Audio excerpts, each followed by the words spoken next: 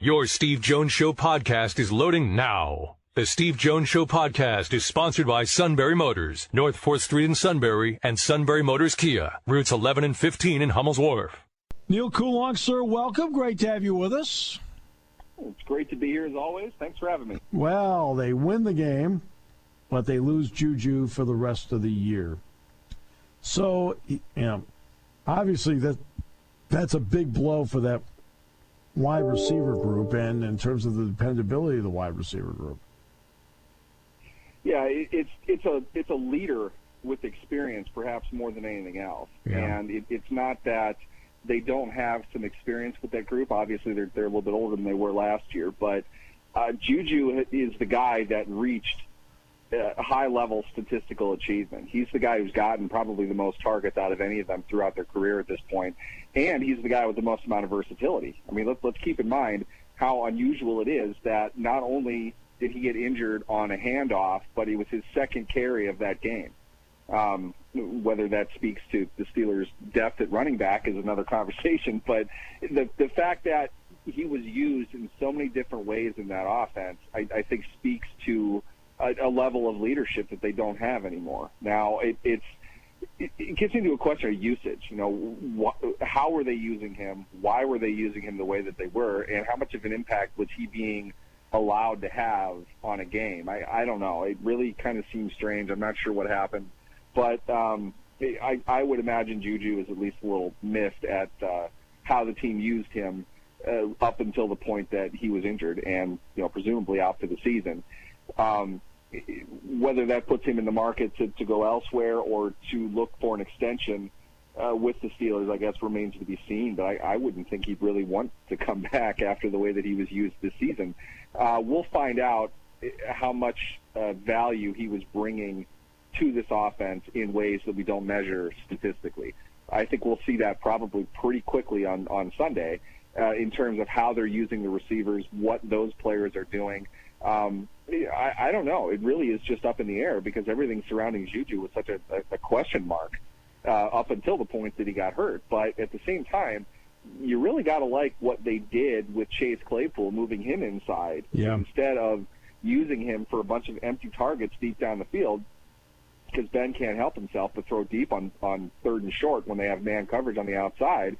They gave Claypool an opportunity to go fight for catchable balls down the middle of the field, and he won. The game-winning touchdown was Claypool on a great throw by Ben down the middle, which is an area that they really have ignored. That was a route that Claypool ran brilliantly. The ball was perfectly placed because Claypool was exactly where he was supposed to be.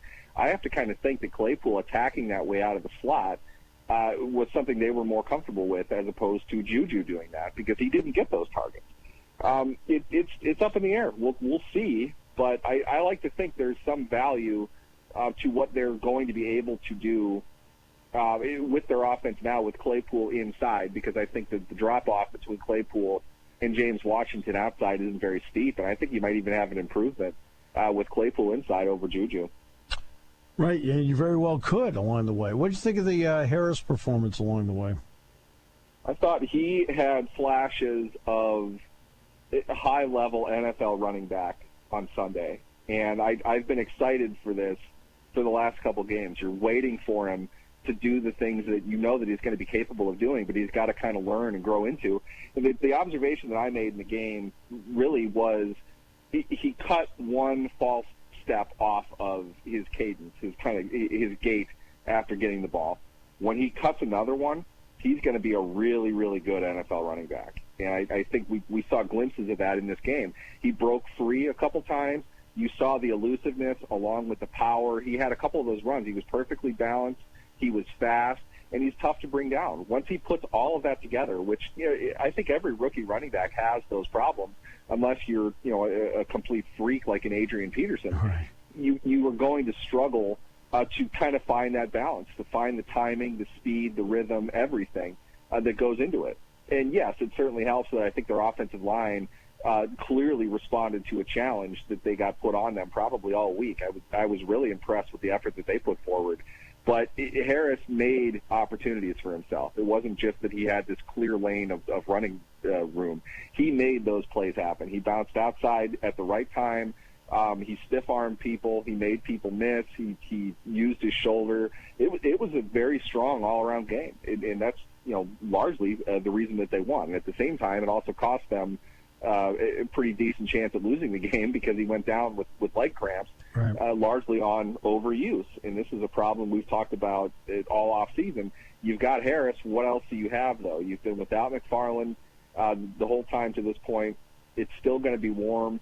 You got a night game, fortunately, coming up in Pittsburgh on Sunday, but you're not out of the woods yet as far as the hot portion of the schedule. They're going to need to kind of work on that and find a secondary back to help take some of those carries off. They've really tried to do that the last couple of weeks, but boy, that's not happening. It really has to be Harris or bust right now. Did we see anything that is a formula for success moving forward, or was it just one game that gave us at least some hints?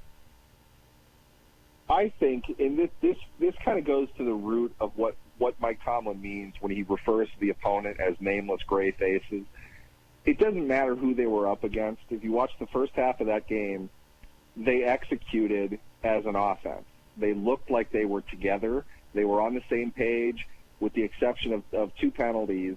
I don't think they made any other mistakes, really. I mean, it's not necessarily as explosive an offense as you'd like to see, but they looked fundamentally strong for the first time all year, by far the first time all year. They might have had one drive or one series where they did that before. They put a couple of those series together, and you saw the result of it. I think that's a commendation to all of their offense, to all of their coaching, to all of their personnel. They've had multiple offensive linemen go in now. They all have a little bit of experience. I thought as a unit they played above and beyond anything even close to what they had up to that point. And that's a very encouraging look at a team, regardless of who they're playing. They executed the way that they needed to execute. They didn't get just beat because of mistakes. They lost some plays, but they didn't lose the majority of plays the way that they have been. And they were able to move the ball. So it's very encouraging in that sense, and you got a full team effort out of it. To be honest with you, what's really crazy, I thought Ben Roethlisberger might have played his worst game of the year. Right. He wasn't good at all. He missed a lot of opportunities. You didn't notice it as much because other guys were there to pick it up. Ben, his first 7 throws were to 6 different players. He got everybody involved. The offense was dynamic. They moved around a lot. They're still doing the tackle switch thing. There's a lot of different components that are coming together now, and you can see that it's producing results because they know that they can go back to these things later on. The first scripted play series, the first 15 plays or so that they run are the ones that they draw up ahead of time. That's the ones that are really practicing. Right. For the first time, I think they won on 13 of those 15 plays. Most teams usually do something around that. For the first time, they really did that, and you saw it. It was poetry in motion. They actually did good things with the ball when they first possessed it. It was great to see. All right. So let's get to the defensive side of it. What did you see defensively in the Denver game that moving forward gives people some hope? I thought it was a defensive game plan that wanted to get more pressure but didn't. And the reason I think they really held Denver down by and large, and I think this is different than my perspective of the offense, Cam Hayward's playing at a defensive player of the year level, and he showed it in that game. He was all over the place early. It's not noticeable stuff, but if he wasn't there with the rags, really, pardon the expression, but there isn't much around him. Let's be honest here. Chris Wormley, to his credit, is playing well, but they're rotating guys in and out on a hot day. Cam Hayward was the Iron Man out there, and he was making plays left and right that, frankly, other guys aren't making. You're not seeing a great performance right now out of T.J. Watt. I thought Alex Highsmith played a good game. Melvin Ingram is really – we haven't seen much of him lately at all. Their secondary is even probably more shallow than we thought that it was. They are overall playing very well. In fact, if it wasn't for a miscue by their all-pro free safety, they probably don't get in the end zone the first half of the game. Fitzpatrick totally missed that tackle in the hole. That was bad. And even on top of that, they held him to a field goal. I don't know why I thought they scored a touchdown on that play. They were first and goal. Should have been first and goal from the 1. They get the penalty to knock that back a bit, and then Pittsburgh knocked them back even more to set up the field goal. so much of that is Cam Hayward right now. You're seeing him completely destroy the middle of the field. Teams don't have many options, and they're not able to throw when the pocket is being pushed on top of them. You're really seeing the value of an interior defensive lineman, as well as the I don't want to say the overrated nature, but when people talk about protection, they talk about their tackles. Really, it should be the interior of your line. That's what's setting the pocket up. Hayward is pushing guys 3 yards into the backfield. The quarterback is throwing on top of a charging 6'5", 300-pound player who's got his hands in the air. There's not a whole lot the quarterback can really do from a less than 8-step pocket. And Hayward is causing that chaos on almost a per-snap basis right now. He's keeping the defense alive, and the defense is not playing particularly well. That's the unit I'm challenging right now if I'm Mike Tomlin. Right. They've got to step this up on Sunday. They have to be able to take care of business in a game that they really need to win if they want to have any hope of anything this season. I'm really glad that, and in going through my emails, I never once received one from John Gruden. I'm going to sense that you've gone through your emails and you're thrilled that you never once received any from John Gruden. I'm laughing because I have gotten an email from John. Oh, you actually have? I have. I swear there was nothing even remotely close to what he did. It was a promotional thing a long time ago, and he was fine. It wasn't really anything. He didn't even swear in it, which is not usual for him. But wow, what a night. That was fun to sit down to right at the start of the game. So what did you think when you read about the situation? First 2 words out of my mouth is he's gone. I mean, there's no way you can keep him around for that. Right. And I'm in editor mode. I'm trying to organize what we're going to do, how we're going to do this. We've got to coordinate with this staff and these people. And then he just quit. It's like, okay, you know what? That truly is the best thing of a really bad situation. And now exit stage left, and we won't hear from him again if he's smart. I don't think there was another way for anybody to handle this the way that it ended up happening. Right. That's not saying that it's good. It's not saying that he should be commended for that. This could have been way, way worse, and it's still a live grenade. It's not. People are going to be asking. You have to think at some point of 650,000 emails. If you found these about John Gruden in particular, and they're all tagged in with Bruce Allen.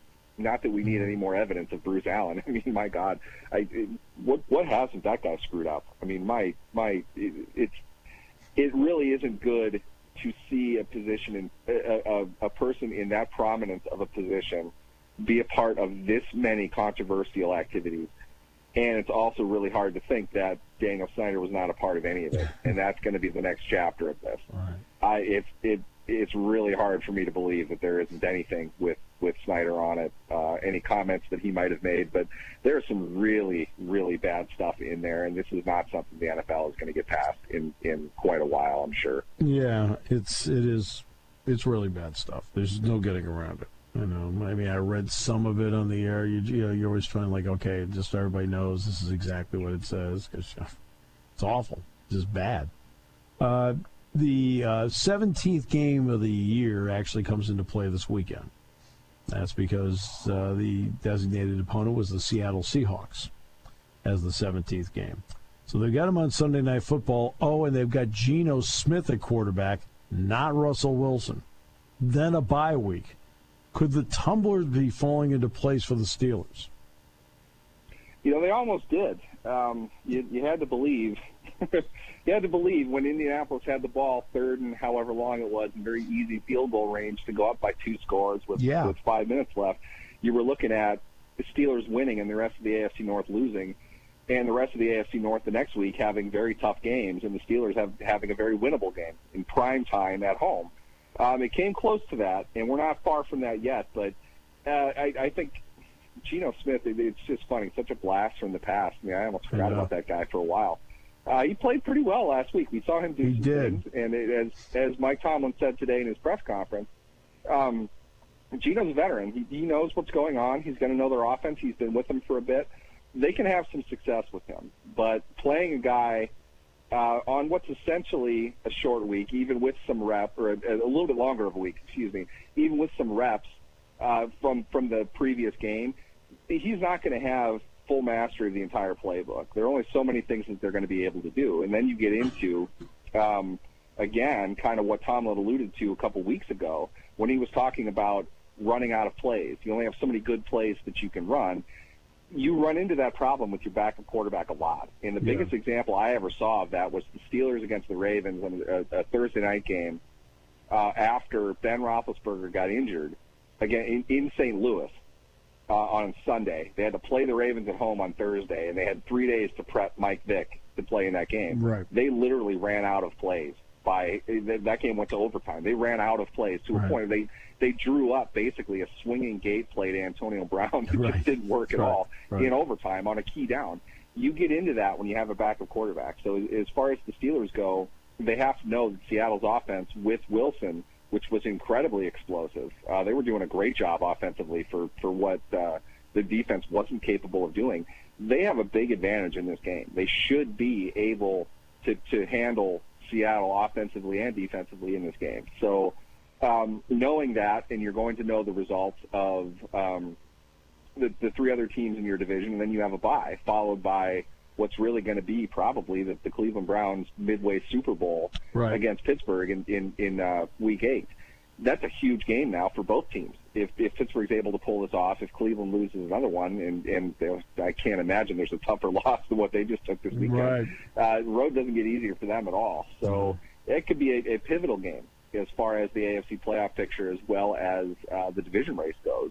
Baltimore can't seem to put together 3 units of decent play.